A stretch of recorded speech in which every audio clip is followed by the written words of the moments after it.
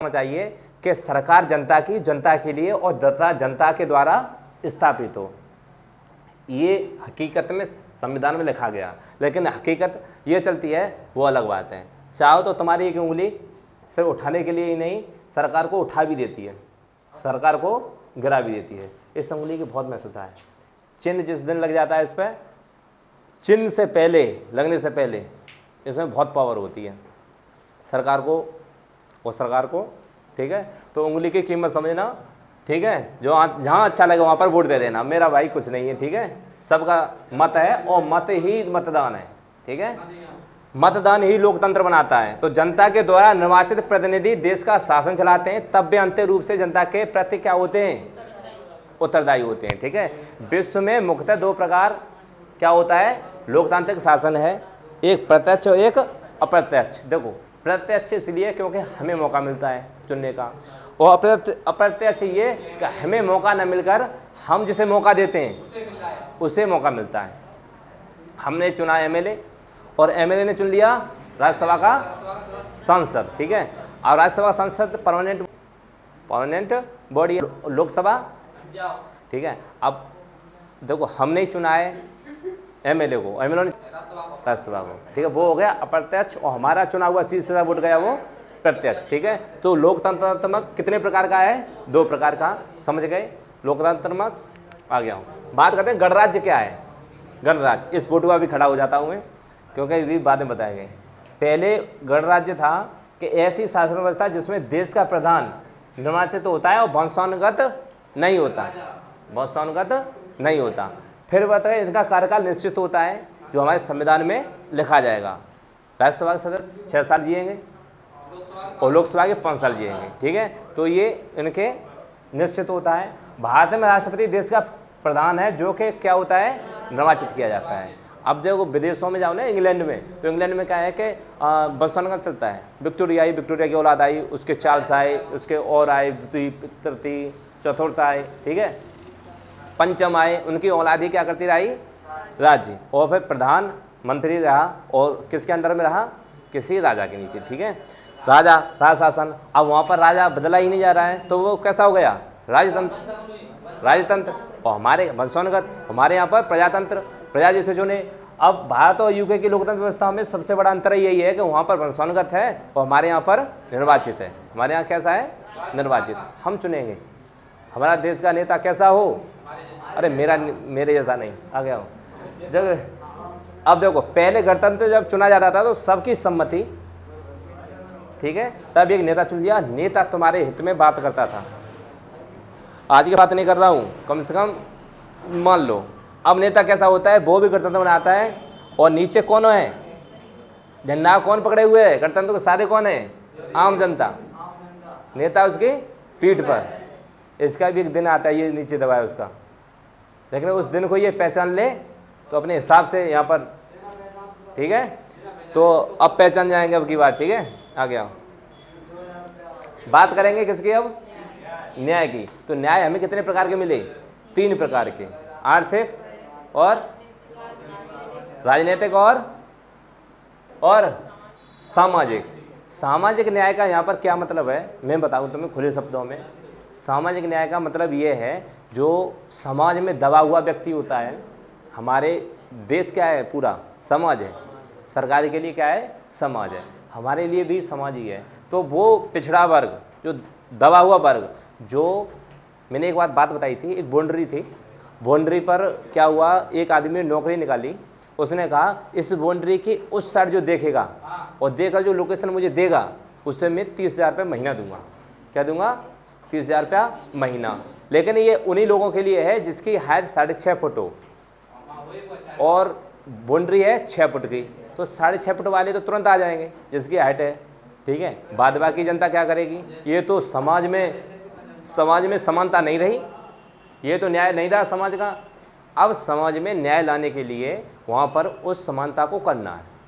अब जो आया 5 फुट का, अब 5 फुट का आदमी कूद कूद कर जा रहा है, लेकिन नौकरी नहीं मिल पा रही, क्योंकि उसकी क्या है, यार जेनेटिक प्रॉब्लम रही, उसकी नहीं हाइट बढ़ी। तब उस समाज को बराबर करने के लिए, और जो छोटे छोटे लोग रह गए चुनने मुनने से, उनको नौकरी देनी है, उस दीवार के उस साइड देखने के लिए। अब उस साइड देखे कैसे? एक तरीका 1.5 फुट का स्टूल दे दो उसे, 2 फुट का, वो उसके बराबर आ जाएगा और देख लेगा, वो भी 30,000 रुपये कमाएगा। इसीलिए जो स्टूल नामक का जो आरक्षण दिया जाता है उसे बोलते हैं आरक्षण।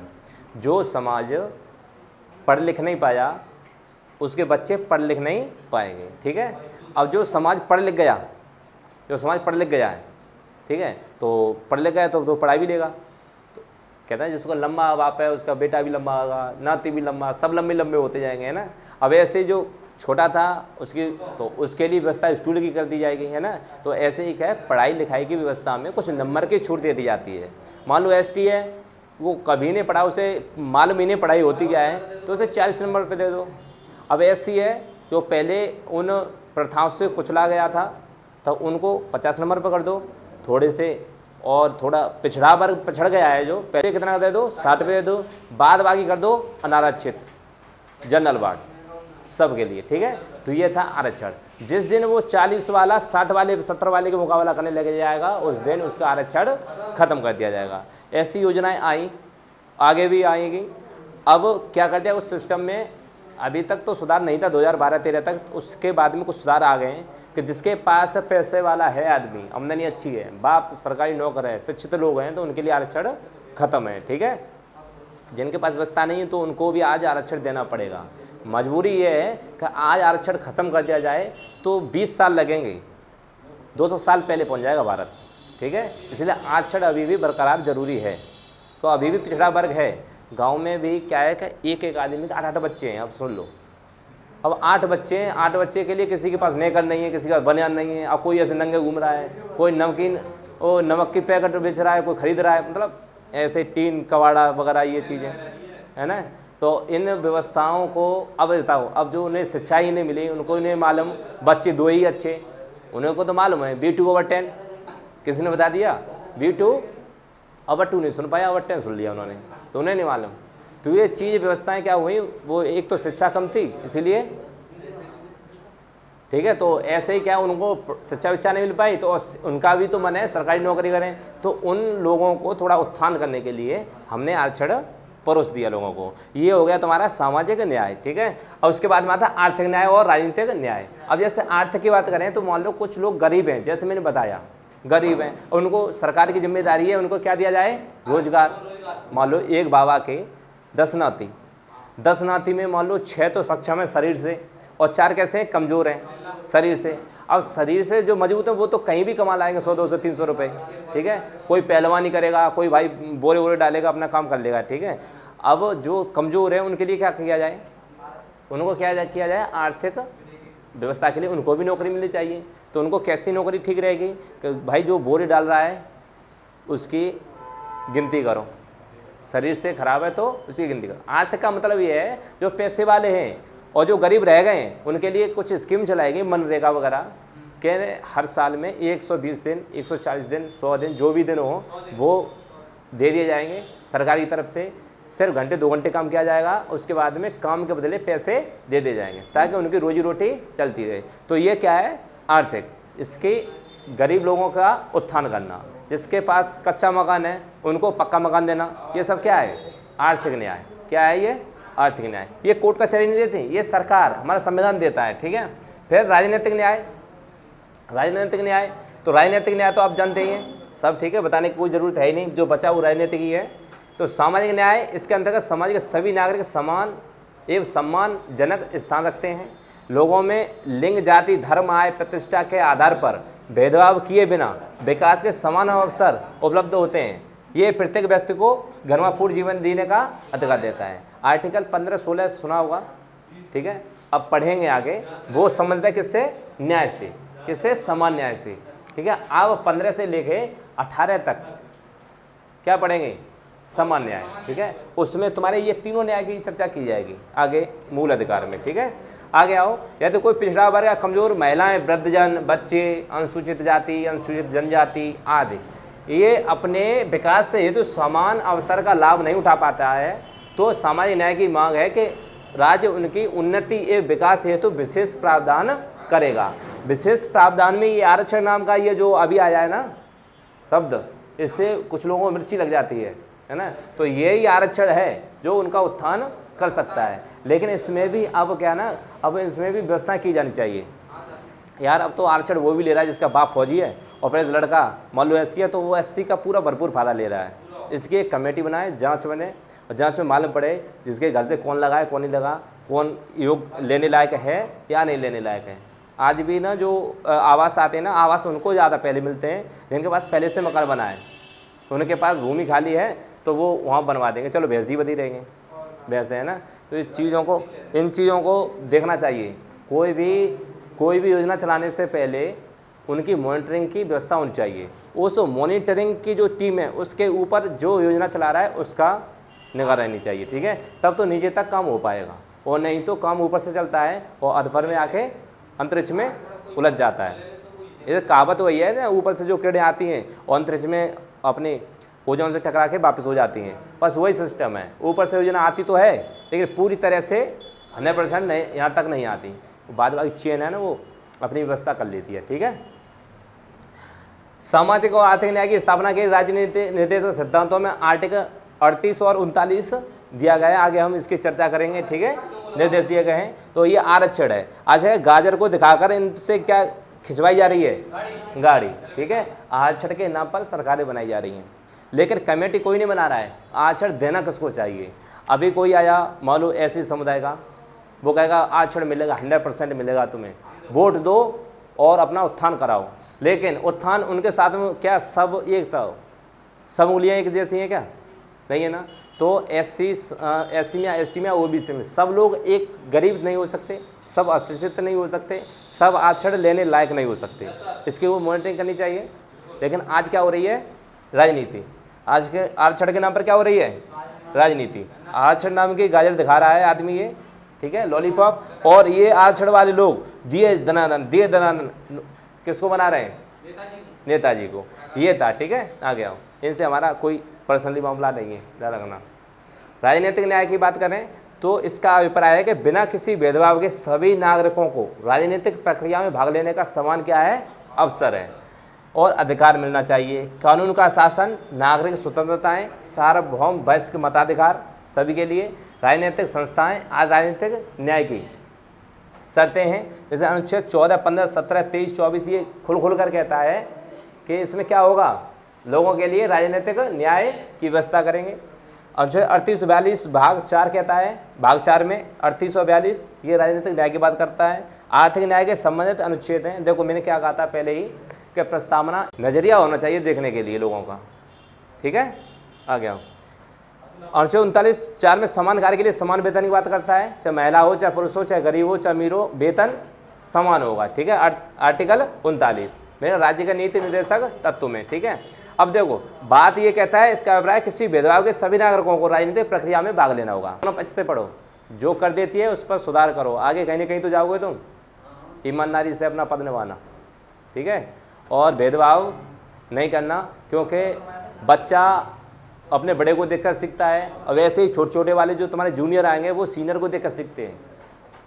करप्ट तुम्हारा पुलिस अधिकारी होगा तो कांस्टेबल पहले से हो जाएंगे, वो कमाएंगे लाखों तो वो 1000 रुपये में जेब खाली करेंगे, ये हकीकत है, ठीक है।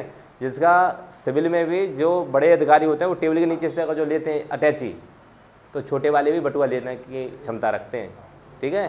तो कभी भी जूनियर से सीनियर बनना तुम्हारे हाथ में होता है और हर किसी की क्षमता कोई जानता नहीं, ठीक है। तो देखो ज़िंदगी में क्या लाए क्या ले जाओगे, छोड़ के तो वास्तव में जाओगे और लेकर अपने कर्म जाओगे, तो कर्म अच्छे करना और वही लेके जाओगे, बाद बाकी तो ये देखो जो हार्ड है ना, हार्ड कॉपी तुम्हारी जो तुमने कमाया है लूट खसोट से, हार्ड कॉपी यहीं रह जाएगी, सिर्फ सॉफ्ट कॉपी जाएगी। कर्म किसी को दिखते हैं, नहीं दिखते, सिर्फ कर्म ही जाएंगे, ध्यान रखना, ठीक है। इसीलिए अपने पद अपने अच्छे हिसाब से निभाना, ठीक है। बात करें राजनीतिक न्याय से संबंधित अनुच्छेद तो 36-51 में बता दिया, ठीक है। जैसे ये है तो नेहरू तथा अम्बेडकर जैसे संविधान निर्माताओं का कहना था कि आर्थिक न्याय के बिना राजनीतिक न्याय निरर्थक है, इसलिए सामाजिक और आर्थिक न्याय को राजनीतिक न्याय से उच्चतम स्थान दिया है, ठीक है। फिर से लाइन देख लेना अपना प्यूज करके, वीडियो आ गया हो।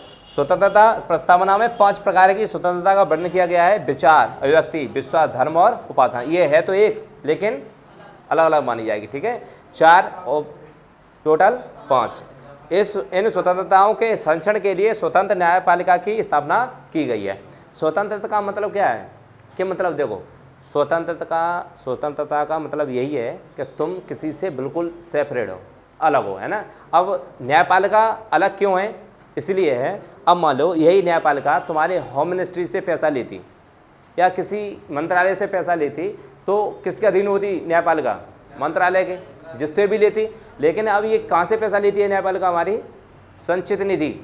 संचित निधि का मतलब है कि पूरे भारत में सब लोगों का पैसा यहाँ पर इकट्ठा होता है, टैक्स यहाँ इकट्ठा होता है, संचित किया जाता है, उसमें से पैसा उठाती है। नहीं तेरे बाप का, नहीं उनके बाप का, जिनके बाप का है उनके लिए हम बैठे हैं, ठीक है, जिनका है उनके लिए बैठे हैं। मतलब जनता का पैसा हम ले रहे हैं और जनता के लिए ही काम करेंगे। इसीलिए न्यायपालिका कैसी है? स्वतंत्र है, ठीक है, क्योंकि वो पैसा कहाँ से लेती है? जनता से, सीधा जनता से, संचित निधि से, ठीक है। इसीलिए वो किसी के अधीन नहीं है, न्यायपालिका किसी के अधीन नहीं है, ठीक है। स्वतंत्रता। अखंडता की बात करें तो यह शब्द 42 संविधान संशोधन अधिनियम में जोड़ा गया। इसका तात्पर्य भूभागीय एकता से। भूभागीय एकता का मतलब होता है जैसे उत्तर प्रदेश है बिहार के साथ में कैसा बिहेव करेगा कि हम कौन है? भारतीय, अलग अलग नहीं है, हम कोई देश नहीं है, हम फलाने हम फलाने। हम दोनों को कैसे करना होगा? आपस में रोड कनेक्टिविटी होनी चाहिए। हमारा आदमी तुम्हारे राज्य पहुंच जाए तो काम दो, तुम्हारा आदमी हमारे राज्य में आएगा तो हम काम देंगे, हमारा आदमी तुम्हारे यहाँ ज़मीन लेना चाहे तुम ज़मीन दिलवाओगे, क्योंकि हमारी नागरिकता कैसी है? एकल। तो सारे भूखंडों को जोड़ कर रखना, एक धागे में पिरो के रखना, उसे ही तो कहेंगे अखंडता। हमारा भारत खंड खंड नहीं है, कैसा है? अखंड। बेशक हमारा अंडमान निकोबार दूर, बेशक सही, लेकिन जज्बा भारत का ही है।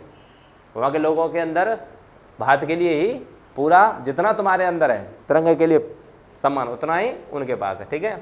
अखंडता यानी ऐसा भूभाग जो एक हो, ठीक है, एकता से संबंधित है।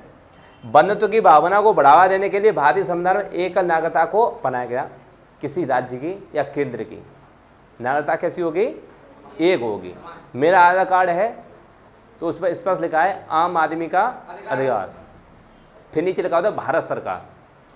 हम भारतीय हैं, हमारा एक आधार कार्ड होगा, हम किसी राज्य में अपना दिखा के आधार कार्ड एंट्री कर जाएंगे, ठीक है। किसी के एरिया, सबका एरिया, हमारा एरिया, हम भारत के, भारत हमारा, ठीक है, प्यारा भारत हमारा। संविधान के अनुच्छेद 51 में बंधुत्व का अंतर्राष्ट्रीय पक्ष रखा गया है 51 में, ठीक है। 51 में मौलिक कर्तव्य में तुम्हारे, तो 51 में रखा गया है अंतर्राष्ट्रीय लोगों, अंतर्राष्ट्रीय लेवल पे सामंजस्य, ठीक है, लोगों से, ठीक है, शांति की व्यवस्था की गई है। वास्तविक कुटुंबकम की संकल्पना प्राचीन आदर्श की ओर ले जाता है। ये कहता है विश्व ही हमारा क्या है? परिवार है। अब एक अकेला भारत एक ऐसा है जिसमें बोला जाता है विश्व का कल्याण हो, लोगों में सद्भावना हो। किसी भी देश में पहुंच जाओ, कोई भी नहीं कहता विश्व का कल्याण हो, ठीक है। एक भारत है, इसलिए तो हमें गर्व है, और गर्व है तभी तो हम भारतीय हैं, ठीक है। आगे बात करें उद्देश्य का महत्व क्या है, तो ये शॉर्ट में देख लो, बता दो, सब दिया है। केएमसी कहते हैं कि राजनीतिक कुंडली है। उद्देश्य का संविधान का दर्पण है जिसमें संविधान की पहचान होती है। सब कुछ मैंने बता दिया, एक आप यूज करके अपना पढ़ सकते हैं, कंटेंट पूरा लिखा है, ठीक है। चलो आगे समाजवाद की बात कर नहीं पाई, तो समाजवाद से तात्पर्य ऐसी व्यवस्था से है जो जिसमें समाज को वरीयता दी जाती है और समुदाय के भौतिक संसाधनों का नियंत्रण व वितरण समुदाय के हित में किया जाता है। धन के केंद्रीकरण को रोका जाता है, कि धन का केंद्रीकरण का मतलब होता है कि धन सिर्फ केंद्र के लिए ही जाएगा, या धन का सिर्फ एक ही जगह स्टोर किया जाएगा, एक आदमी पर व्यक्तिगत पैसा होगा, ऐसा नहीं है, ठीक है। अब देखो DS नगारा बना भारत संघ जो केस रहा था, उसमें भारत सर्वोच्च न्यायालय ने कहा है कि भारतीय समाजवाद यानी मार्क्सवाद व गांधीवाद का मिश्रण है, जो गांधीवाद के ज़्यादा नज़दीक है। गांधीवाद, इससे बोलेंगे समाजवाद L, मार्क्सवाद P और G बराबर गांधीवाद। इसे समझ लो, गांधीवाद हमेशा वैश्वीकरण की तरफ मगते थे। फैक्ट्रियों के लिए लोग आए, टाटा, तुम्हारी बाटा, ये सारी कंपनियां उस समय की जब गांधी जी हुआ करते थे, ठीक है। गांधी जी हमेशा चाहते थे कि जब स्वदेश चलाता ना, यहाँ पर स्वदेश भारतीय स्वदेश आंदोलन, अब स्वदेशी आंदोलन गांधी जी आए 15 में, तुम कहोगे 1906 में और 5 में लाता स्वदेश। लेकिन एक चीज़ सुनो, गोखले कौन थे गांधी जी के गुरु? जो आदमी 1859 में 69 में जन्मा हो, तब उसकी उम्र कितनी? 35 में, 30-31 साल का युवा था आदमी। उसकी विचारधाराएँ कहाँ तक आ रही थी? भारत तक। गोखले कौन थे? गुरु। गोखले को कहना गुरु बेशक थे, लेकिन कैसे थे? राजनीतिक। लेकिन उनकी विचारधारा कहाँ तक आ रही थी? भारत तक, कि स्वदेश जिस दिन आप अपना लोगे, उस दिन तुम्हें, जब बाहर की कंपनियां तुम पर कब्जा कर रही हैं सिर्फ बेचने के नाम पर, तुम खरीदोगे ही नहीं तो बेचेंगे क्या? खुद ही चले जाएंगे अपने आप। ठीक है, इसीलिए स्वदेश। रविंद्रनाथ टैगोर ने हालांकि उसकी आलोचना की, कह रहे ऐसा करो, नंगे होने से पहले अपने कपड़े सल लो, उसके बाद उनके फेंकना। ठीक है, तो ये चीज़ें। तो गांधीवाद हमेशा वैश्विक, मतलब एक इंडस्ट्रियल एरिया, ठीक है, उद्योग की तरफ कहते थे। उन्होंने खादी चरखा भी चलाया, खादी पहनने के लिए। ठीक है, तो गांधीवाद अलग था। तो हमारा जो समाजवाद है ज़्यादातर गांधीवाद और मार्क्सवाद और किसका? निजीवाद है, प्राइवेटाइजेशन। ठीक है, इस पर क्या था बात था। अब कहोगे एलपीजी का है, तो एलपीजी लिबराइजेशन, प्राइवेटाइजेशन और ग्लोबलाइजेशन। ठीक है, इन तीनों से क्या बना है कि ये क्या, ये लिक्विड पेट्रोलियम गैस कौन है भाई? वाह। अपनाने के बाद राज्य ने समाजवादी दायित्वों को छोड़ दिया, जिसमें किसी भी राष्ट्र के लिए उसके हित सर्वोपरि होते हैं। इन हितों की पूर्ति के लिए भारत सरकार ने 1991 में एलपीजी अपनाई, जो आर्थिक विकास के लिए आवश्यक थी। वैश्वीकरण और निजीवाद और गांधीवाद, इन तीनों को एक मंच पर लेने का श्रेय जाता है आपके मनमोहन सिंह को। ये फाइनेंस मिनिस्टर थे, पी नरसिम्हा राव की सरकार थी 1991 में, तब ये तुम्हारे फाइनेंस मिनिस्टर थे। तो इन्होंने कहा कि अर्थव्यवस्था हमारी खुली होगी तो क्या होगा कि हम जल्दी से क्या कर जाएंगे? ग्रोथ कर जाएंगे। ठीक है, ग्रोथ करने का तरीका यही था कि हमारे यहाँ पर जो कंपनियाँ हैं वो ज़्यादा से ज़्यादा कंपनियाँ हैं, ताकि हमारे विदेशी भंडार यहाँ पर बढ़ जाए। जो भी व्यापार होता है वो किससे होता है? विदेशी मुद्रा से। विदेश में जाओ विदेशी मुद्रा से होगा, सबसे भारी डॉलर है। तो ये सबसे ज़्यादा श्रेय आता है मनमोहन सिंह को। 91 में उन्होंने क्या लागू कर दिया? एलपीजी। ठीक है, एलपीजी समझ गए? L for LPG liquid liberalisation, P for privatisation, G for globe. देश में लगभग सभी वर्गों के लिए कल्याण योजना लागू है। खाद्य सुरक्षा योजना, शिक्षा का मूल, मनरेगा, ये सब किसके अंतर्गत आ गया? एलपीजी के कारण। ठीक है, अन्न प्रति योजना यानी कोविड-19 के दौरान देश की सरकार ने जनता की समस्त आवश्यकताओं की पूर्ति में हिस्सा लिया और कोई भी कसर नहीं छोड़ी। इससे स्पष्ट होता है कि देश समाजवादी दायित्वों को पूर्ण कर रहा है। 2020 में सरकार को जो भी व्यवस्थाएं बन पड़ी, सरकार ने अच्छे लेवल पर की। इतने बड़े कोविड वैक्सीन लगवाई, वो भी निःशुल्क। ये भी श्रेय जाता है आपको।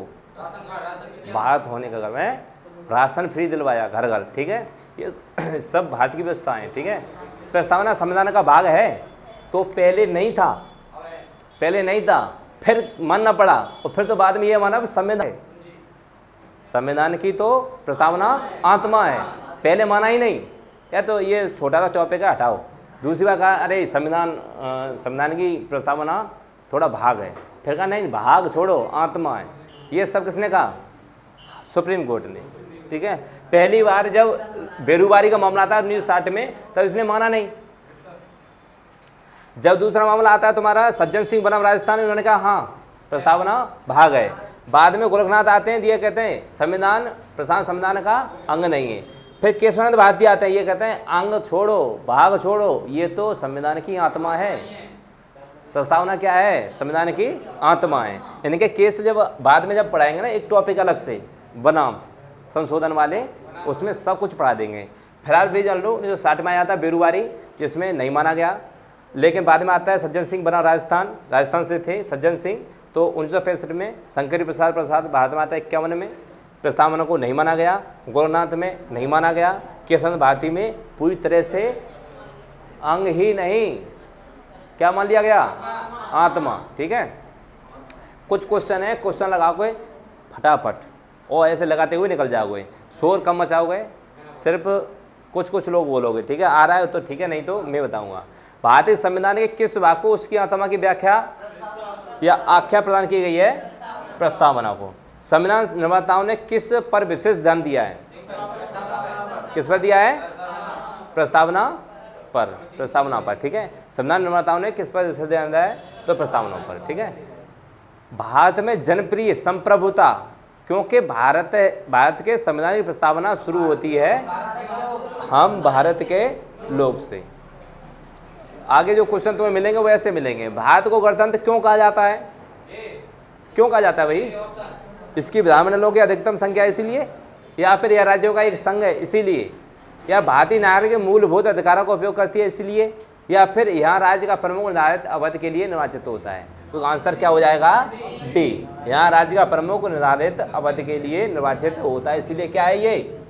गणतंत्र, ठीक है, वंशानुगत नहीं है। भारत है एक, भारत है एक, ऐसे तो चारों हो सकते हैं, लेकिन उसको समझो पूछा क्या है, गणतंत्र क्यों है, सबसे पॉजिटिव क्या है इसमें, ठीक है। अरे शोर शराबा नहीं। भारत है एक, धर्मनिरपेक्ष या हिंदू मुस्लिम राष्ट्र या हिंदू राष्ट्र? तुम में से हिंदू राष्ट्र कौन बनाना चाहता है? Get out from here. जब हम पढ़ा रहे हैं धर्मनिरपेक्ष, तो हिंदू राष्ट्र बनाओगे? आ गया हूँ। धर्मनिरपेक्ष राष्ट्र, ठीक है। धर्मनिरपेक्षता का अर्थ है, इसमें देखो यूपी पुलिस कांस्टेबल 2014 में पूछा गया है, राज्य सरकार सभी धर्म के लिए खिलाफ है, राज्य सरकार द्वारा एक धर्म को स्वीकार करना या राज्य सरकार द्वारा किसी धर्म को स्वीकार नहीं करना? तो आंसर सी, ठीक है। गणतंत्र होता है, क्वेश्चन बताओ, आरआरबी, ईसीआरसी और टीसी और सीए में 2006 में आया है, केवल एक लोकतांत्रिक राज्य है या फिर अध्यक्षीय पद्धति शासन वाला राज्य है या संसदीय पद्धति शासन वाला राज्य है या फिर राज्य जहां पर अध्यक्ष वंशानुगत रूप से न हो, ये है? तो इसका क्या हो जाएगा?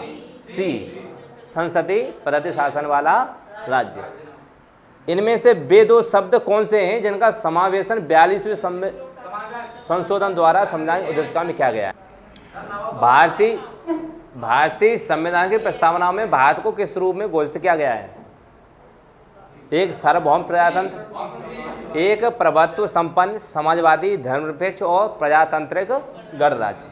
आगे अगला है, भारत एक गणतंत्र है, इसका अर्थ है सभी मामले में अंतिम अधिकार जनता के पास है, या भारत में संसदीय शासन व्यवस्था है? तो इसमें हो जाएगा भारत में संसदीय शासन व्यवस्था है, ठीक है। आ गया। इनमें से कौन सा शब्द भारत के संविधान की उद्देशिका में नहीं है? तो कौन सा नहीं है इसमें? लोक कल्याण। कौन सा नहीं है? लोक कल्याण। ये तीन तुम्हें देखने को मिले थे अभी। कल्याणकारी राज्य का उद्देश्य है, इसमें कल्याणकारी के सभी कमजोर वर्गों के कल्याण का प्रबंध करना, ठीक है। अगला अधिकतम संख्या का अधिकतम कल्याण सुनिश्चित करना या कमजोर वर्गों के कल्याण, अधिकतम संख्या का अधिकतम कल्याण सुनिश्चित करना। इनमें से दोनों में से कौन सा है ये बताओ? कमजोर वर्गों के कल्याण का प्रबंधन करना, ठीक। आ गया हो। भारत को एक गणराज्य मुख्य रूप से माना जाता है, क्यों? राजा, इसमें राज्याध्यक्ष का चुनाव होता है या फिर इसे 15 अगस्त 1947 को स्वतंत्रता मिली थी तो उसका अपना लेखा संविधान है या उसकी सरकार संसदीय प्रणाली के अनुसार है? इसका आंसर हो जाएगा डी, ऑप्शन डी। भारतीय संविधान की प्रस्तावना के सिलसिले में इनमें से कौन सा क्रम सही है? गणतंत्र, जनवादी, धर्मनिरपेक्ष, समाजवादी, सार्वभौम या सत्ता संपन्न? इनमें से सबसे बेस्ट है तुम्हारा गणतंत्र है, जनतावादी है, धर्मनिरपेक्ष है, समाजवादी है, सार्वभौम है, फिर तब सत्ता संपन्न है। तब लास्ट में क्या होती है? सत्ता संपन्न होती है, ठीक है। लास्ट सत्ता संपन्न जो पहले आती है तो गलत हो जाएगा तुम्हारा, ठीक है। आगे आओ। संविधान की प्रस्तावना में प्रयुक्त शब्द यानी सेक्युलर का अर्थ है इनमें से सभी नागरिकों को धर्म में उपासना की स्वतंत्रता, तो कौन सा आ जाएगा? सभी धर्मों की अस्वीकृति या सभी नागरिकों को धर्म में उपासना की स्वतंत्रता। आंसर ए हो जाएगा।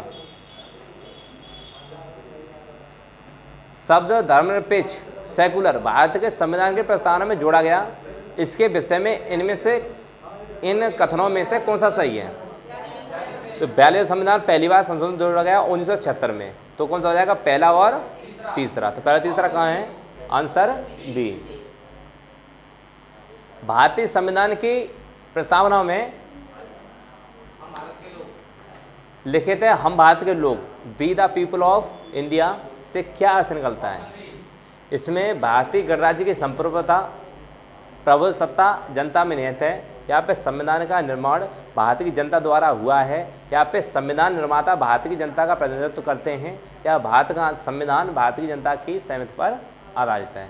इन चारों में से क्या हो जाएगा तुम्हारा, तो संविधान का निर्माण भारत की जनता द्वारा हुआ है, या भारतीय गणराज्य की प्रभुत्ता जनता, या संविधान निर्माता भारत की जनता का प्रतिनिधित्व, कौन सा है इसमें, ऑप्शन सी। ठीक है। समाजवाद का अर्थ है सामाजिक न्याय। भारतीय संविधान में सम्मति सूची किसके संविधान से ली गई है, मैं पहले पढ़ा चुका हूँ। कहाँ से ली गई है, कहाँ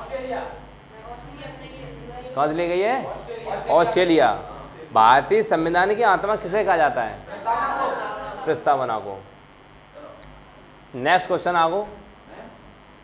भारत में लोक की सार्वभौमिकता, क्योंकि संविधान की प्रस्तावना प्रारंभ होती है, कहाँ से होती है, हम भारत के लोगों के साथ से। अब आगे के जो क्वेश्चन है एक बार स्क्रीन में देखते जाओ, ये तुम्हारे होमवर्क रहेंगे, तुम्हें खुद करने होंगे, क्योंकि उनका रिवीजन है तुम्हारा। ठीक है, अपना प्यूज करते जाना, देखते जाना। ठीक है,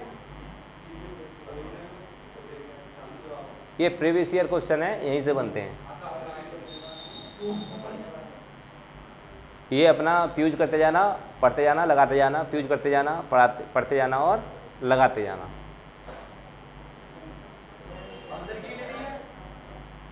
आंसर की नहीं है, जो मैंने पढ़ाया ना, उससे वो सबसे बड़ी आंसर की है।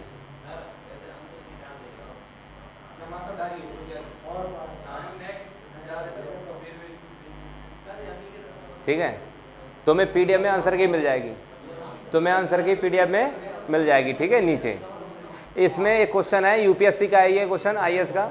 हम भारत के लोग भारत को एक संपूर्ण, ये पूरा पढ़ लिया। उसके बाद में क्वेश्चन है आत्मर्पित करते हैं, यहाँ पर क्या था, 26 नवंबर 1949। ठीक है, आगे देखो।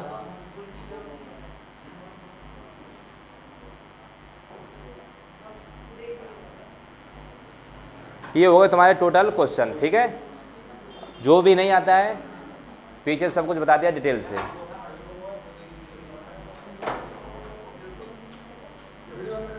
तो आगे जो भी तुम्हारे डाउट हैं आप बारी बारी से पूछते जाओ कोई।